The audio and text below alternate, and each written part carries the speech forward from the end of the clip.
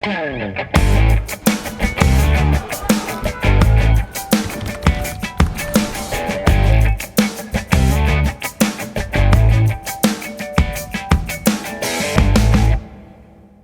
programa de hoje, vamos conversar com a deputada federal pelo Partido dos Trabalhadores do Rio Grande do Norte, Natália Bonavides. Com ela, vamos fazer uma avaliação da atual conjuntura nacional, depois da decisão do Supremo Tribunal Federal, que declara o ex-juiz Sérgio Moro como suspeito nos processos em que julgou o ex-presidente Lula. O que é que isso muda? Qual é o impacto que isso provoca no cenário político nacional? Além disso, vamos conversar com a deputada federal Natália Bonavides a respeito de mais temas importantes, na avaliação que ela faz do próprio governo nas três esferas de poder, dos governos nas três esferas de poder que ela pode compartilhar conosco, né? Falar sobre Brasil, sobre Rio Grande do Norte e também falar sobre a cidade de Natal. Deputada Natália Bonavides, seja bem-vinda ao nosso Espaço Cidadão. Obrigada, Robson. Queria cumprimentar todo mundo que está aqui nos assistindo e te agradecer pela oportunidade desse bate-papo. Obrigado, deputada, seja bem-vinda. Inicio a nossa entrevista pedindo que a deputada compartilhe conosco a sua visão, não só particular, mas pela articulação nacional que tem, de como tem sido o reflexo, o impacto das decisões que envolvem o ex-presidente Lula, a partir do momento em que o Supremo Tribunal Federal declarou o ex-juiz Sérgio Moro suspeito nos processos em que julgou relativo ao ex-presidente.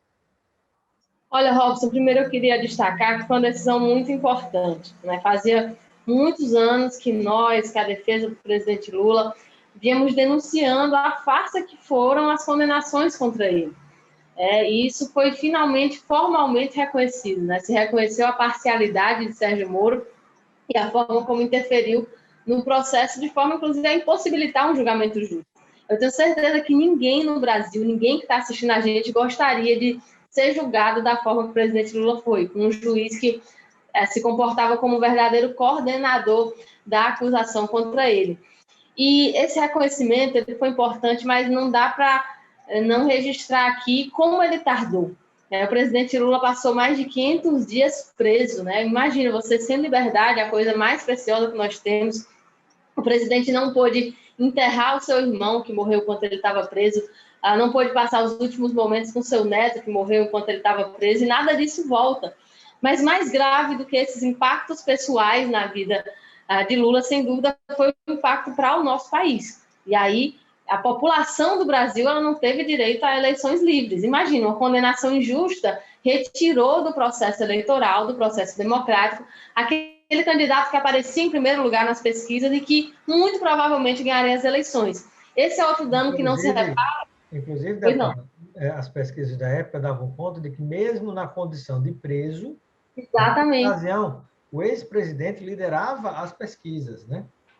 Exatamente. E isso, além de não se reparar, qual foi o impacto disso? O impacto foi o que a gente está vivendo hoje, né? Foi eleito um presidente que está tendo um comportamento tão criminoso na sua conduta como gestor, que hoje o Brasil é o país que mais está matando na pandemia, que mais pessoas estão morrendo, e nós já ultrapassamos essa marca que é muito dolorosa e muito trágica de mais de 300 mil pessoas da pandemia por causa de um governo que não dá valor à vida das pessoas. Isso tem reflexo, né? Foi reflexo dessa decisão que tirou Lula da disputa eleitoral. Então, assim, decisão importantíssima, né? Um reconhecimento que veio tardio, que teve consequências que não se volta atrás, mas que antes tarde do que mais tarde, né? E aí, o impacto dessa decisão, ele foi visto logo em seguida, principalmente depois que Lula se pronunciou, né?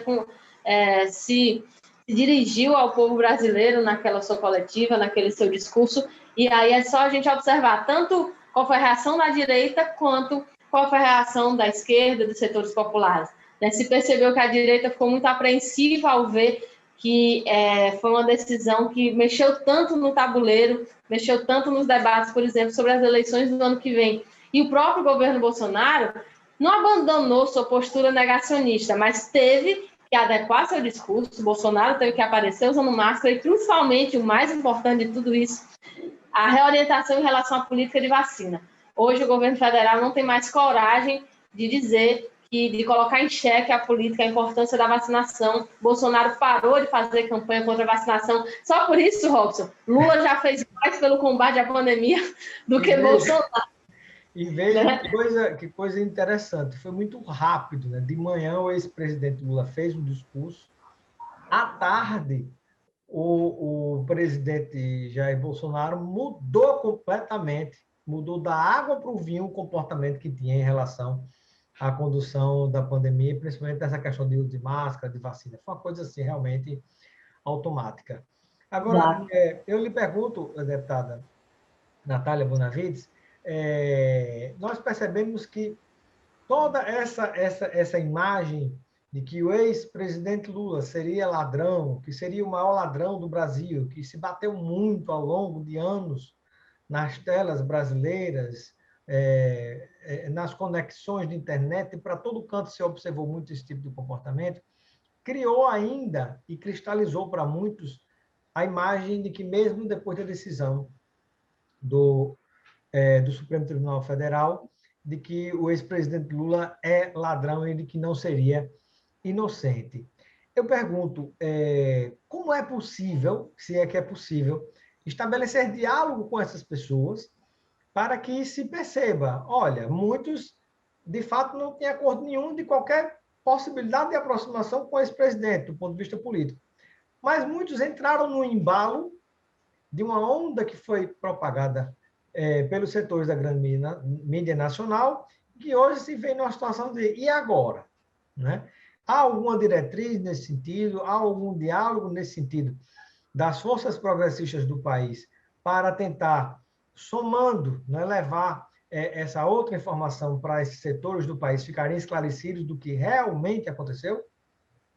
Olha, Robson, primeiro que quando se fez essa campanha de difamação contra o PT, contra Lula, eu acho sempre importante destacar que a ideia não era somente atingir o PT, o Partido dos Trabalhadores, seu CNPJ, ou a pessoa do presidente Lula somente.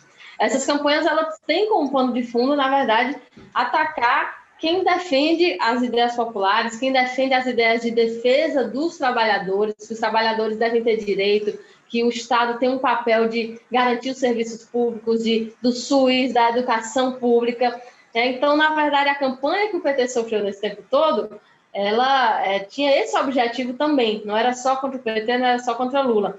Isso porque a gente sabe que existe uma parte importante das empresas de comunicação que elas têm ligação com o poder econômico, e que, portanto, para elas, muitas vezes, não é vantajoso que um projeto popular esteja governando o país, né? Por isso que elas acabam sim tendo, muitas vezes, um lado na defesa de um projeto específico e faz parte disso também atacar o outro lado.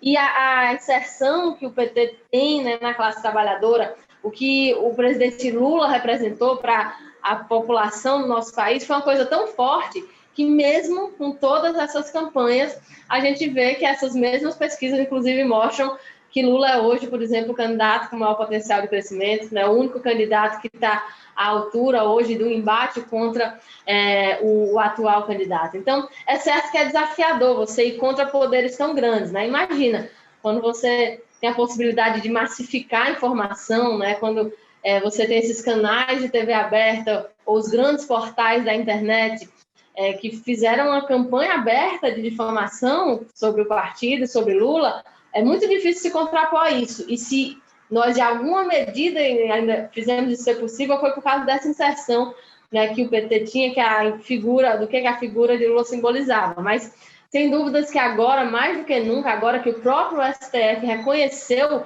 a ilegalidade das condenações, a injustiça das condenações, cabe a nós reforçar essas denúncias que nós fizemos por muito tempo, né, com a própria campanha Lula Livre, e que agora ela está mais respaldada do que nunca, né? Eu acho que essa forma de comunicar com a população, de denunciar o que aconteceu, de demonstrar o que o STF mostrou é muito importante para nós, porque, Robson, não é brincadeira. Assim, quem vê os termos da conversa de Sérgio Moro com o procurador Deltan, que via que aquilo era um conluio, não tinha outro resultado possível para aquele julgamento. Eles estavam um pouco de bom senso, que é muito claro, né? Você pode até precisa ter ser ódio do PT, pode ter ódio de Lula, o que for. exato. Mas se você tem um pouco de bom senso, você pode até apoiar outros candidatos, mas se você tem um pouco de bom senso, vê que realmente a forma como aconteceu o julgamento não foi um julgamento justo.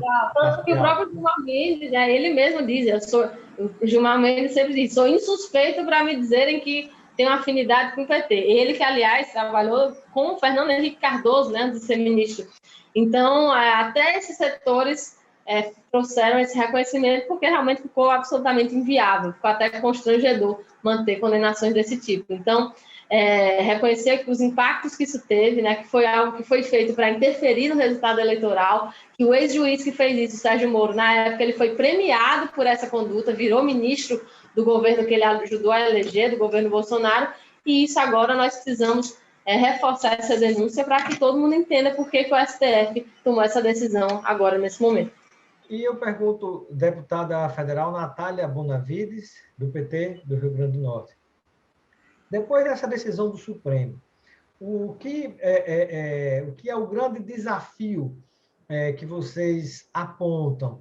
Né? Qual o impacto que isso gera nesse pós, né? Quando a gente olha um pouquinho para o próximo ano, 2022, né? De uma eleição que vai ser, mais uma vez, polarizada, né? Que isso tem sido, por alguns setores, tão criticado e que tentam, às pressas, fabricar um terceiro ou um quarto candidato para competir, né? Mas parece que está sem jeito mesmo, vai se terminar aí um bate-bola entre o ex-presidente Lula e Bolsonaro, até porque no passado esse direito lhe foi negado, né, e hoje está aí a situação que a gente está vendo. Então, eu pergunto, qual é a avaliação que vocês fazem, o que é que vocês estão enxergando nesse pós-decisão do Supremo? Olha, acredito que mudou o tabuleiro, né? Nem os setores da direita negariam que o restabelecimento dos direitos políticos do presidente Lula embaralhou, né? Embaralhou o que se estava pensando que seriam as eleições do ano que vem.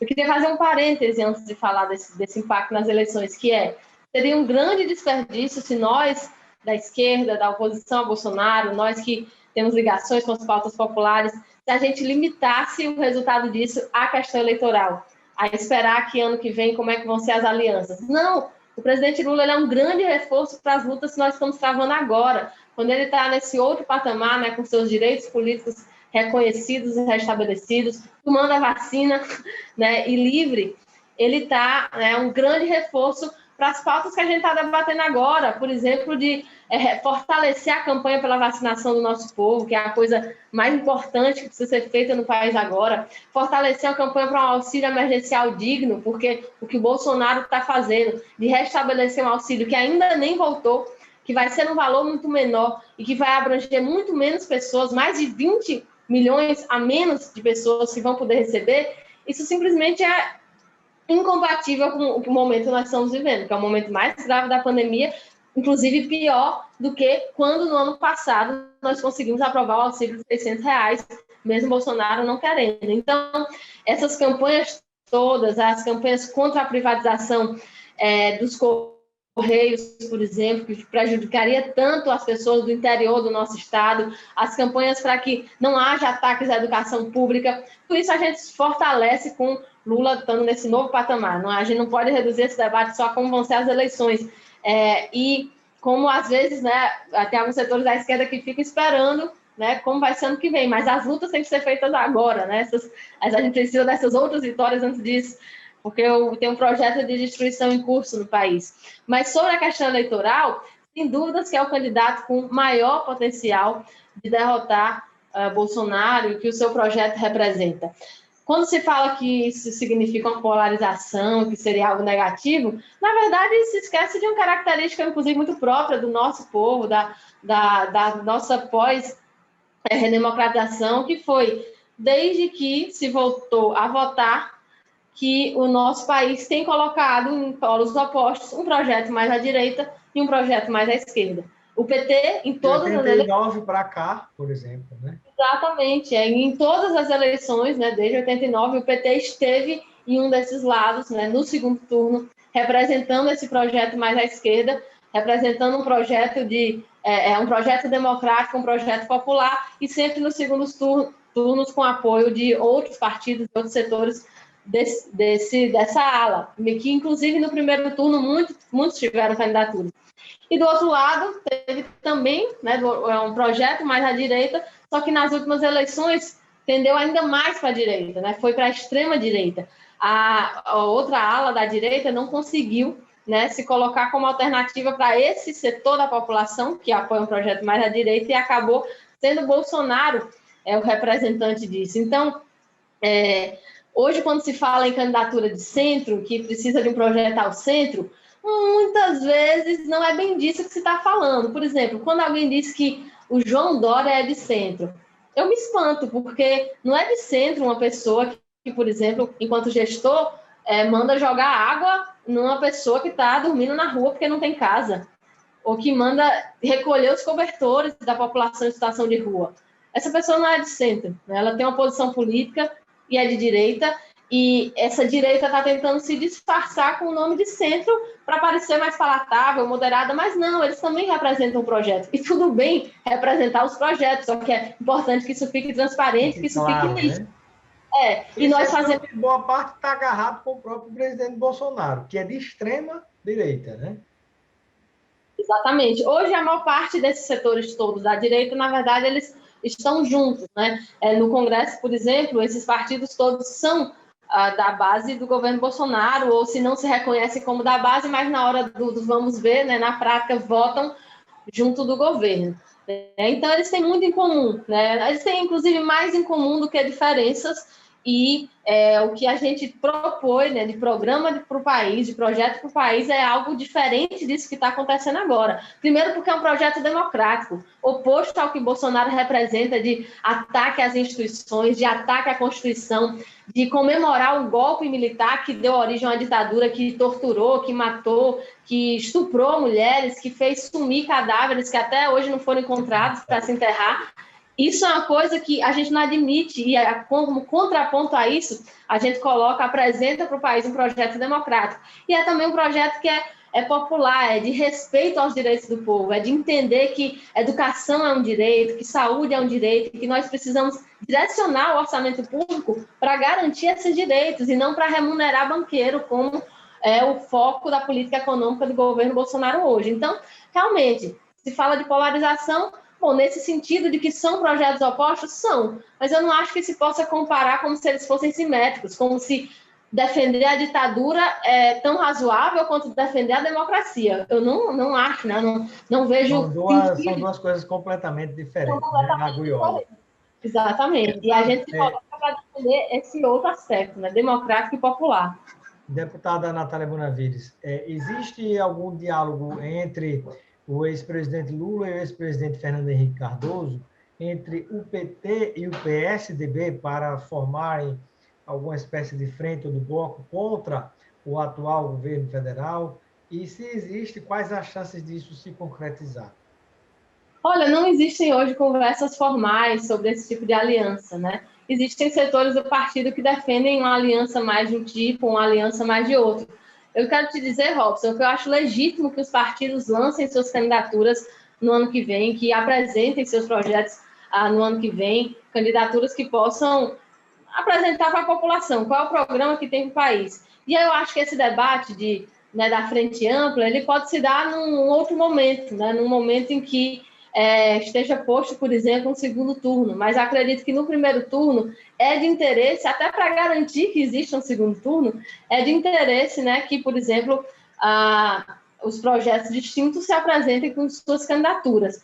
Nós vimos que houve pessoas do PSDB que sinalizaram que no segundo turno votariam em Lula, etc., mas hoje não existe esse tipo de conversa formal, né, tratando de alianças nem nada do tipo, até porque são projetos realmente diferentes, né, que dificilmente poderiam ser apresentados por uma única candidatura, representados por uma única candidatura, pois estão apostas como o projeto do PSDB, que é de direita, e o projeto do PT, né, que é de esquerda. Mas, sem dúvida, se existir uma concordância de que, por exemplo, o projeto de Bolsonaro não serve, a gente já tem uma coisa positiva, mas não é o que parece hoje, infelizmente, né? Hoje, por exemplo, o PSDB lá na Câmara vota sempre com o governo, né? Então, não existe essa rejeição tão grande, esse sinal tão grande de que vão fazer o que for preciso para derrotar Bolsonaro. Apesar da complexidade, a deputada Natália Bonavides poderia, de uma maneira, digamos assim, mais sucinta, resumir numa frase, quem sabe, o que representa, o que significa o seu entendimento do que é o governo Jair Bolsonaro hoje?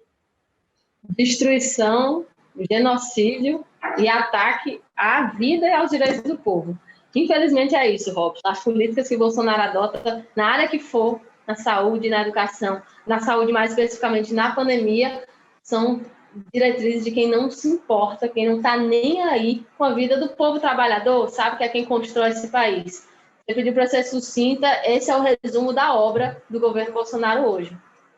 Queria ouvir agora uma autoavaliação da deputada Natália Bonavides em relação ao desempenho do seu mandato. O que é que você poderia destacar de sua atuação para a gente finalizar em relação ao seu mandato como deputada federal, né? Você destacaria algum tópico específico, alguma atuação, alguma emenda que você pudesse compartilhar com quem nos acompanha nesse momento? Olha, Robson, a gente tem buscado pautar a nossa atuação, em primeiro lugar e antes de tudo, na defesa do povo trabalhador. É o povo trabalhador quem mantém esse país de pé, e a razão, né, no nosso entender, da própria existência desse mandato. Então, diante disso, né, diante dessa orientação, nós temos buscado fazer uma atuação que seja em defesa da vida das pessoas e dos direitos das pessoas. Então, por exemplo, nas nossas emendas, uma parte importante dela foi, assim que se viu a pandemia se estabelecendo, em diálogo com o governo do Estado, foi direcionada para o combate à Covid. Mas sem esquecer de outras áreas, aproveitando aqui que a gente está no mês de março, nós já em todos os anos estamos fazendo isso, né, com uma conversa acordada com a delegada-geral do governo do Estado, que é fortalecer as delegacias de atendimento especializado às mulheres vítimas de violência. Nós sabemos que é uma estrutura que ainda é insuficiente para o tamanho do nosso Estado, que vem se fortalecendo agora na gestão Fátima Bezerra e que a gente tem sido parceiro nisso ao destinar emendas para essas delegacias. Isso fortalece a área da segurança, mas também a área da defesa dos direitos das mulheres. E de criação de sala lilás, que é onde não tem delegacia especializada, então que se monte um espaço adequado para um atendimento humanizado, né, para as mulheres que chegam vítimas de violência. Nós também estamos dando uma priorização muito grande na área da educação, porque é uma das áreas que tem sido o principal alvo de ataque do governo Bolsonaro. Ele tem esvaziado os orçamentos das universidades federais, dos institutos federais, então também todo ano estamos mandando emenda para os institutos federais, principalmente para assistência estudantil, porque a gente sabe que os filhos da classe trabalhadora, eles também estavam conseguindo chegar nos IFs, né, no IFRN, e quando você não tem assistência estudantil, simplesmente as pessoas não conseguem se manter. Então, na UFESA, que é a nossa federal do semiárido, Federal Rural do Semiárido, que fica em Mossoró, e tem outros campi também, na UFRN, por exemplo, a Faculdade de Medicina de Caicó, a obra vai ser concluída com uma emenda nossa. É uma área que a gente está buscando muito fortalecer. Eu poderia passar um tempão, Robson, falando sobre como a gente está tentando dialogar com cada setor. Eu sei que nosso tempo já está no fim, né? Mas essa tem sido nossa orientação, né? Onde as pessoas estão mais sentindo, por exemplo, para criar agroindústria, para agricultores familiares poderem beneficiar o que estão plantando e assim ter um acesso a uma renda melhor. A gente está mandando emenda para isso também. Mas, para além disso, dessas questões concretas aqui do nosso Estado, eu destaco que a nossa atuação lá em Brasília tem tido também essa orientação. Então, tudo que tem passado do governo de tentar tirar direitos dos trabalhadores, como foi a reforma da Previdência, como vão tentar fazer daqui a pouco, de novo agora com a reforma administrativa, que é para tentar sucatear os serviços públicos, tudo isso nós temos buscado ter essa defesa, sem arredar o pé, defesa dos direitos dos trabalhadores em todas essas pautas. E também, e aí eu digo infelizmente, porque não era sequer para ser uma área de atuação em 2021 de uma parlamentar, a defesa contra o autoritarismo e pela democracia, porque infelizmente está tendo ataque até a isso no nosso país. Então, Bolsonaro está chegando aqui o dia 31 de março e dia 1º de abril. 1º de abril é aniversário do golpe militar, porque eles comemoram dia 31. E ele, no meio de uma pandemia que está matando um monte de gente, está preocupado em comemorar, né? Comemorar um golpe militar. A esse tipo de coisa a gente também se levanta, Robson, inclusive provocando o judiciário, provocando as instâncias devidas e também na fiscalização desse governo, né? Vocês sabem que, por exemplo, o que está acontecendo com o aparelhamento das entidades do Estado para proteger os filhos de Bolsonaro. Imagina, ele reuniu o diretor da ABIN, que é a Agência Brasileira de Inteligência, o ministro-chefe do Gabinete de Segurança Institucional, para reunir com as advogadas do filho dele, o senador Flávio Bolsonaro. Você tem a ABIN à disposição para ajudar na defesa privada, particular, do seu filho, que está envolvido no esquema de rachadinha. Infelizmente, quando o Bolsonaro diz que defende a família, ele está se referindo a dele. Ele defende a família dele, não é as famílias dos brasileiros, das brasileiras, não. Então, esse tipo de coisa a gente também denuncia. Tem várias denúncias, várias notícias criminosas que foram encaminhadas para a Procuradoria-Geral da República e que é nossa obrigação, né? Infelizmente, ter também que usar nosso tempo para não deixar esse tipo de coisa criminosa passar. Um breve apanhado, nós temos trabalhado muito, principalmente agora na pandemia, em que, na ausência de ações do governo Bolsonaro, a gente precisou propor lá no Congresso as medidas que era para o governo federal ter proposto. E assim, estamos tentando, né, restabelecer várias delas que pararam, que nunca deviam ter parado e que a gente está lutando de novo agora. Muito bem, quero agradecer a participação da deputada federal Natália Bonavides, do PT do Rio Grande do Norte, no nosso programa Espaço Cidadão. Seja sempre bem-vinda e deixe um momento final para suas despedidas junto àqueles e aquelas que nos acompanham. Queria super agradecer a oportunidade. Eu estava lembrando, Robson, outro dia com uma amiga, que uma das primeiras entrevistas assim, que eu dei com pessoa pública, eu era pré-candidata a vereadora, não era nem candidata a... Antes de ter vereadora ainda. Foi num programa teu e foi no mês de março que a gente foi tratar exatamente sobre o combate à violência contra a mulher. E aí achei bacana que tu me chamou agora, que eu me lembrei dessa data e, enfim, fiquei muito feliz de poder estar aqui batendo esse papo contigo, mas principalmente com todo mundo que assistiu a gente. Então, estou à disposição, deixo um forte abraço e que todo mundo se cuide, sigam as medidas que nos seus estados estejam valendo para a gente sair dessa quanto antes, ver nosso povo vacinado, imunizado quanto antes. Um forte abraço. Até mais. Obrigado, deputada.